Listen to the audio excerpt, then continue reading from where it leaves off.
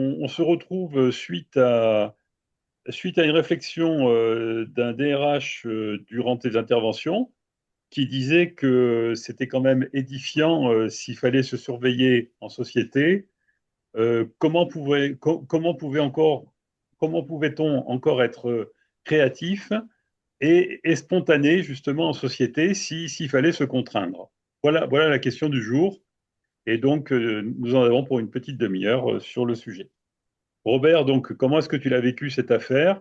Et est-ce qu'il faut finalement, comme le dit Camus, se contraindre? Ou alors est-ce qu'au contraire, il faut se lâcher, comme on dit aujourd'hui? Alors, plus précisément, Pascal, Camus dit l'homme, il s'empêche, hein. L'homme, l'idée, en fait, il s'empêche de faire des formes d'inhumanité. C'est cette phrase qu'il a dans son récit qui est le premier homme. Enfin, il raconte cette idée que deux soldats découvrent de leurs collègues qui sont mutilés par les ennemis, et il dit un humain, ça s'empêche. Alors, en effet, je te disais que j'avais été assez étonné, non pas choqué, mais étonné, quand, après avoir fait un travail d'explicitation de, euh, d'une difficulté de leur groupe de coopérer, et que je disais qu'il fallait quand même faire attention à reprendre toute la question de la communication bienveillante mais efficace, et renoncer à la communication spontanée.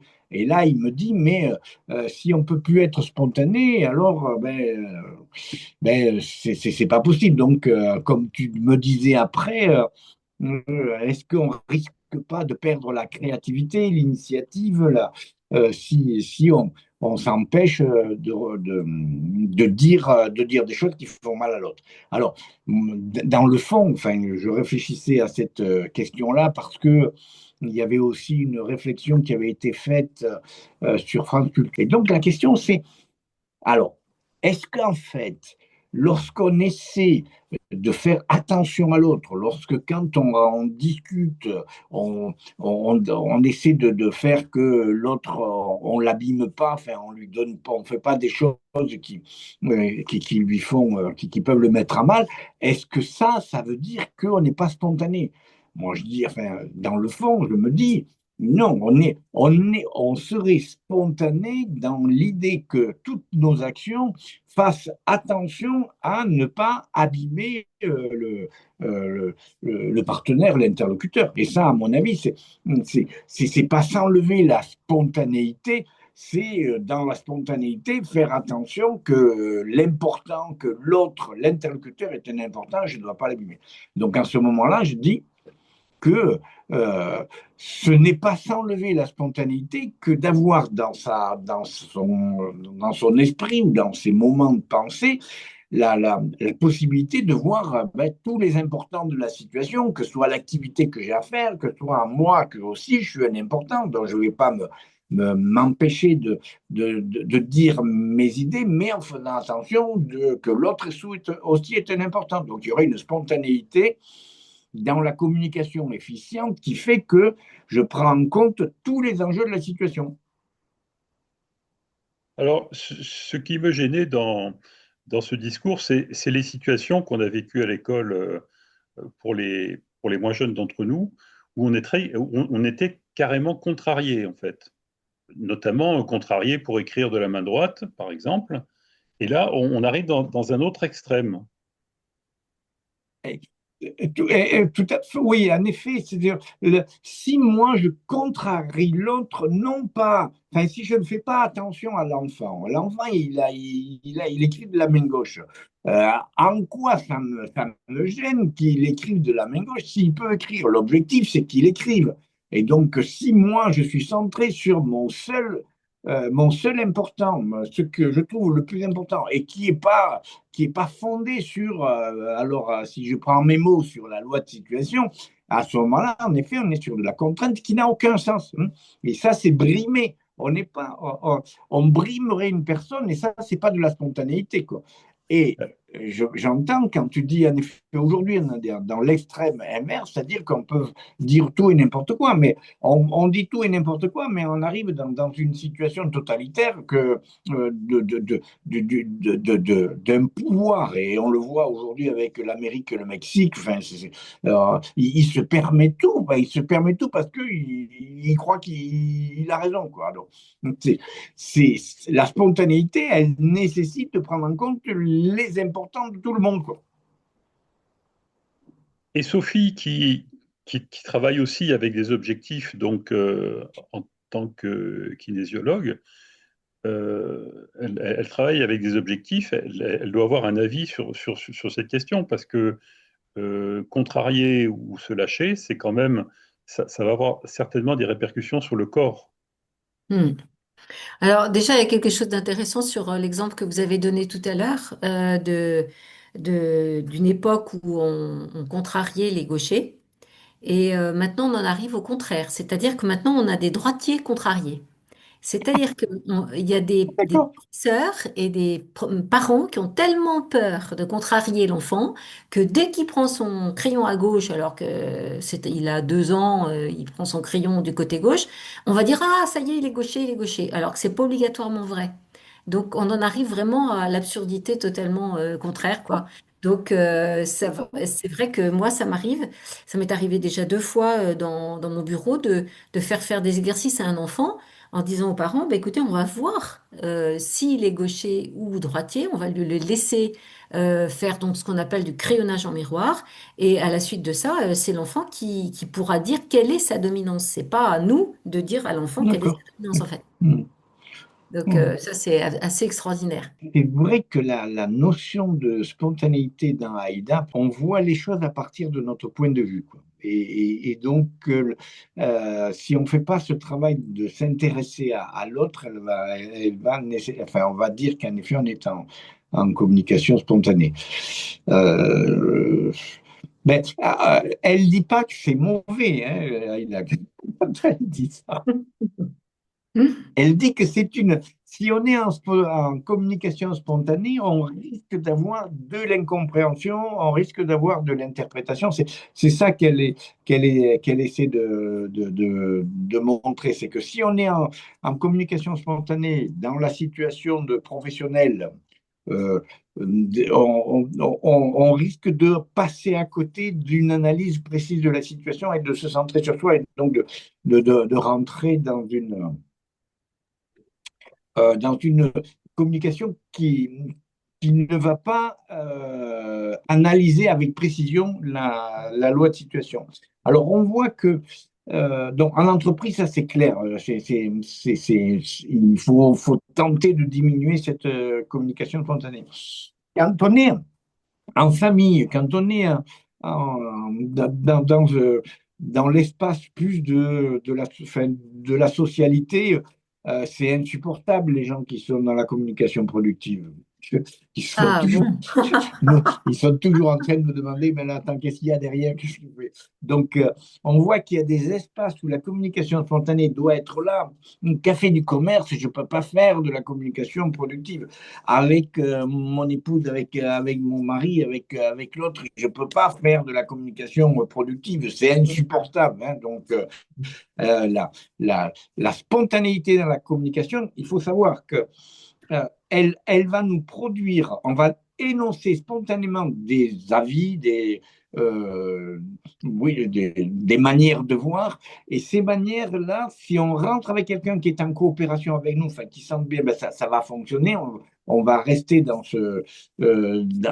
des échanges assez superficiels, mais on va s'entendre. Mais si on rentre avec quelqu'un qui a des idées complètement opposées, la communication spontanée dans les repas de famille, tu en connais quelques-uns. On en connaît de ces moments-là où eh ben, il ne faut pas parler de politique, enfin, il ne faut pas parler de religion, il ne faut pas parler de plus rien, parce que la communication spontanée va renvoyer sur des a priori ou des certitudes qui fait qu'on ne peut pas se parler, quoi. Hmm. D'accord. Donc, hein, l'idée de la spontanéité de la communication, elle n'est absolument pas négative, elle est absolument nécessaire quand on est dans le lien d'échange d'être, enfin, ou de lien de socialité, il faut partir de cette communication en faisant attention que mes opinions et les opinions des autres ne soient pas complètement trop opposées. Parce que deux personnes qui sont complotistes d'un complot différent, ils risquent de se mettre dans une impossibilité de communication. La communication spontanée n'est pas une communication négative. Elle est absolument nécessaire dans un espace qui n'est pas de production. Et D'accord. notamment dans un espace, enfin, lorsque l'objectif, c'est la créativité.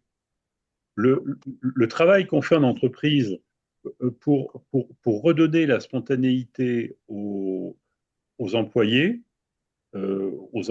qui sont dans des tâches prédéfinies euh, pour que justement ils apportent tout ce que l'intelligence humaine peut apporter au processus en fait.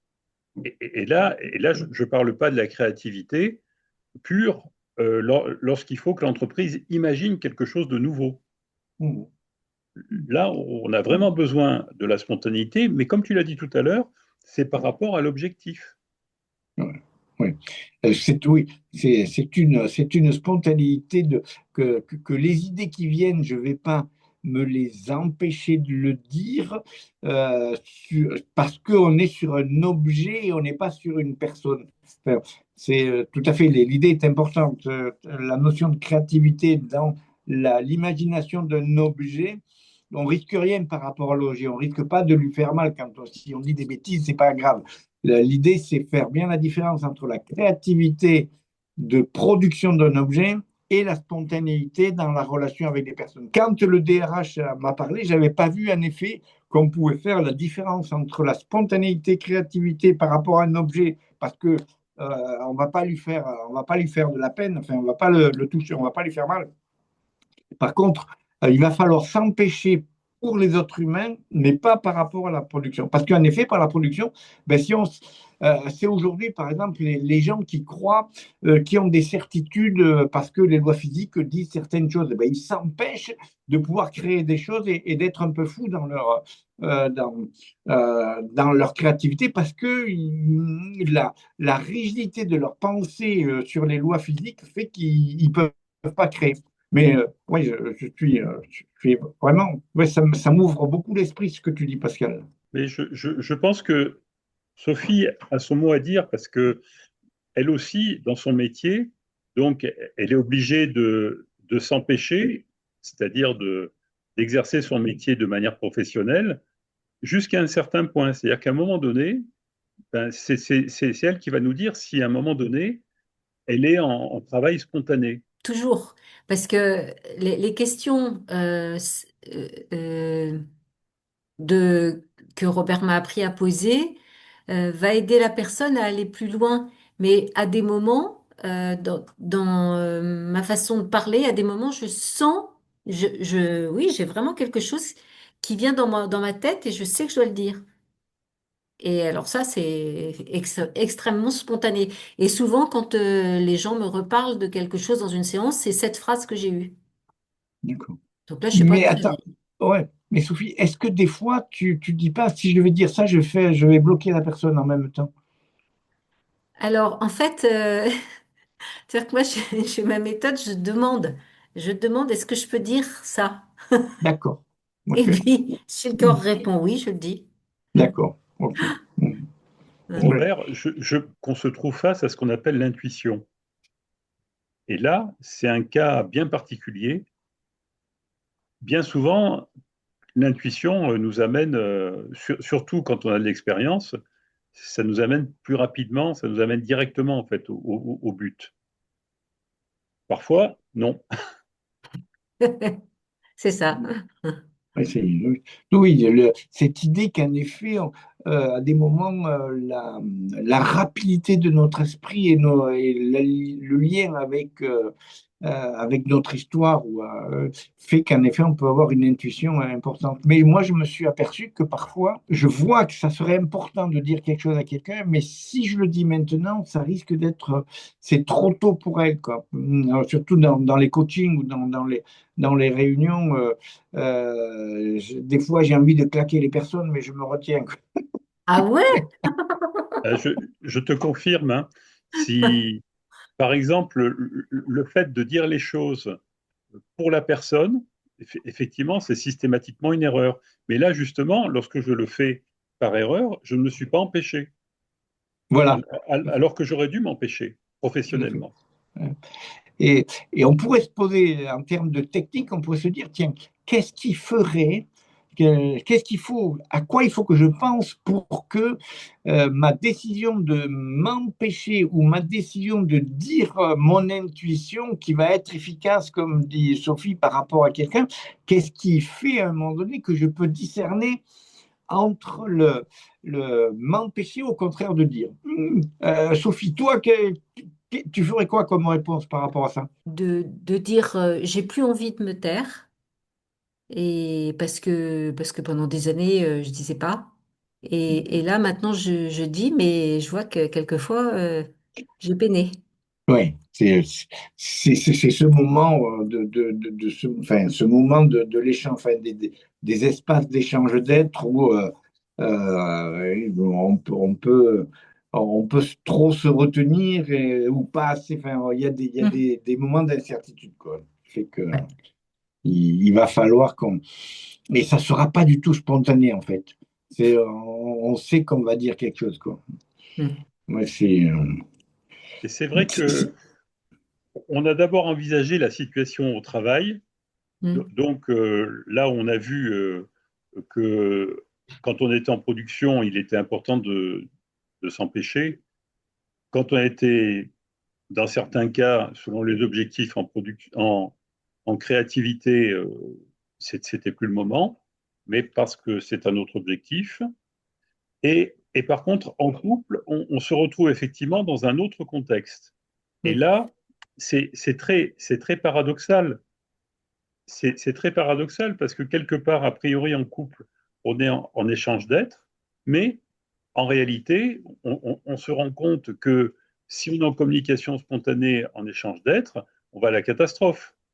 Donc finalement, ça nous amène à nous retrouver en production à un moment où on devrait être détendu et dans un contexte de ressourcement, en fait. Mm. Et là, à mon avis, on y arrive, c'est que lorsqu'on va déplacer l'échange d'être un maximum d'intérêt. C'est-à-dire que la rencontre avec l'autre n'est plus un lieu de ressourcement, mais un lieu où on se fait bon, malmener, agresser, mais sans que l'autre le veuille, hein. Mais on n'est pas bien parce que l'autre, il fait pas suffisamment attention à nous, quoi. Et on passe en effet de l'échange d'être au maximum d'intérêt, voire à la production. Enfin, on tourne autour des quatre objectifs de relation toute la journée, quoi. Tant dans cette période d'amour qui caractérise les 3 premières années, on est en Ah bon? spontanéité. La période des 3 ans, des 3 premières années, on est en spontanéité. Le piège, à mon avis, c'est qu'on imagine que ça va être éternel.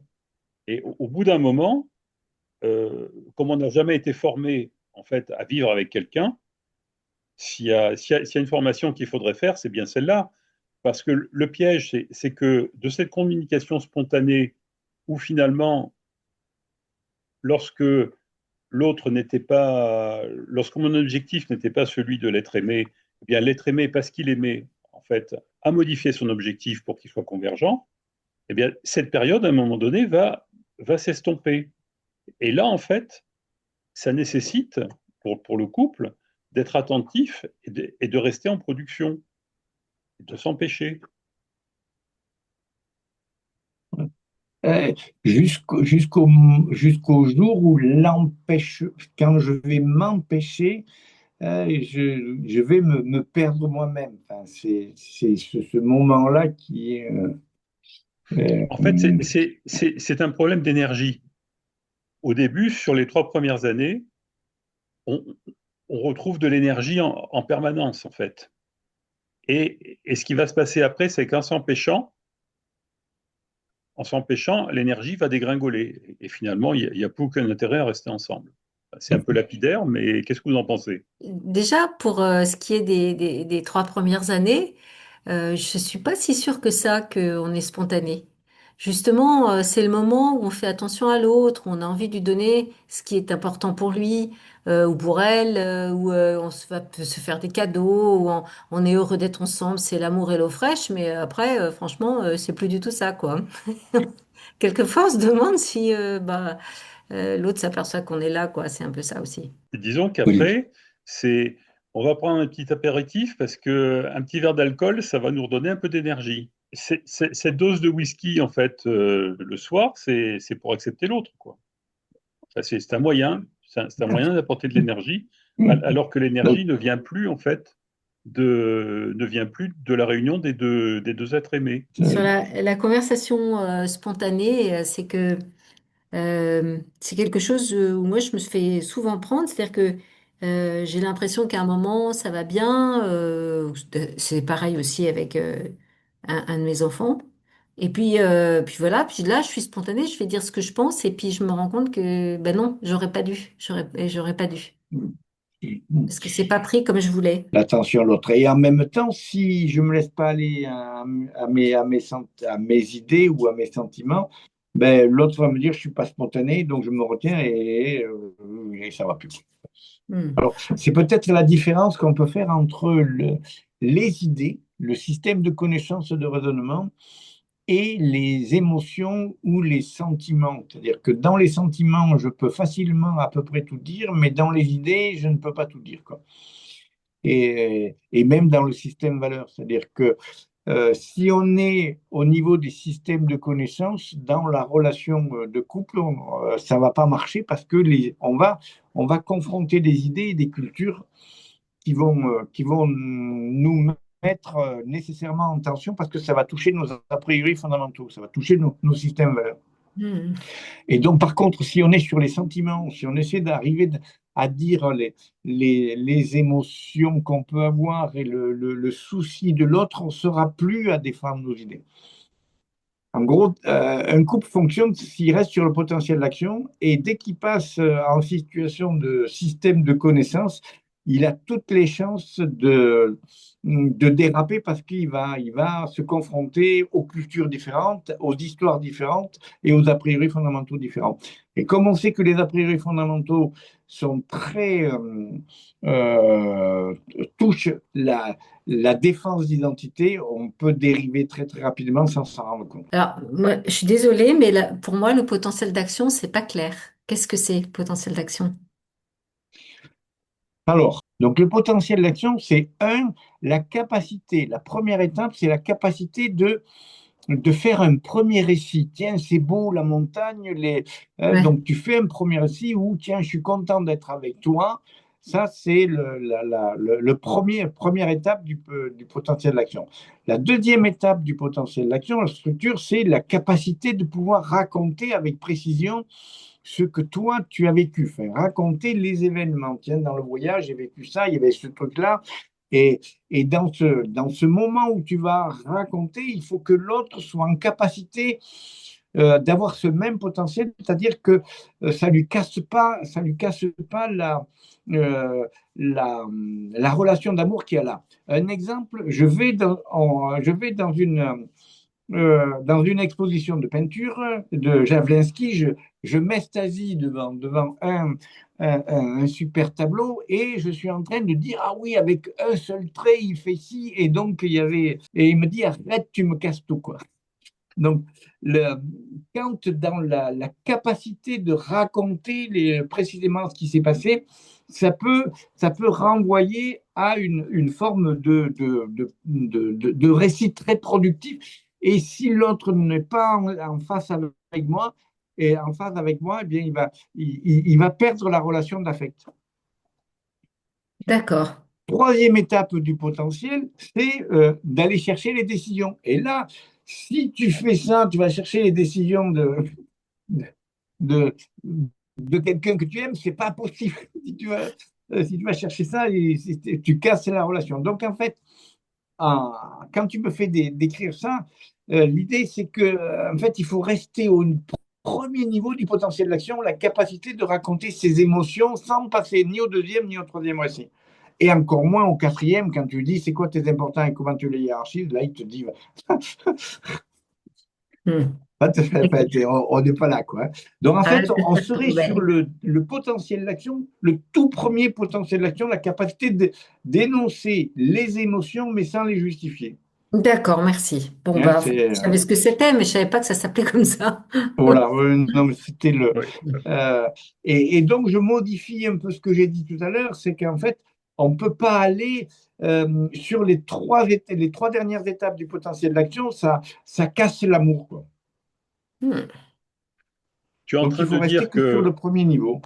on s'aime en fait tant qu'on reste dans la communication spontanée, parce que quelque part, Exact. bah oui, Ouais, ouais. c'est terrible. Non, mais c'est terrible. Enfin, C'est-à-dire, quand on va rester dans cette incertitude, on sait pas très bien ce qu'on dit, mais on croit que l'autre nous dit des choses bonnes, quoi. On va rester dans le flou des émotions. D'où Bon, la vie ensemble, à un moment donné, peut faire en sorte qu'on est obligé de se confronter à des réalités, à des contraintes qui fait que eh bien, on va être obligé de prendre des décisions, de dire des choses enfin, de dire des choses pour des décisions concrètes sur le moment. Et donc, on va sortir de la spontanéité pour prendre, pour mettre une peinture sur une porte ou un truc comme ça. Et pour prendre une voiture, pour faire un voyage, on va passer en production. Et donc, à ce moment-là, on risque de ne plus être dans les paroles poétiques, quoi. On ne sera plus dans la poésie, quoi. très bien. bien Robert, je pense que tu en as dit assez pour ce soir. Ouais. J'avais, j'avais pas vu tout ça quand même. Merci. Tu as, tu as déconstruit le mythe de la vie en rose, D'accord. mais je pense que ça vaudra peut-être un écrit, une reformulation tout au moins. Bonne soirée. Merci. Allez, salut. Merci beaucoup, c'était très intéressant. Ouais, merci. Ouais, super. C'est génial. Merci. Bonne soirée. Merci. Bonne soirée.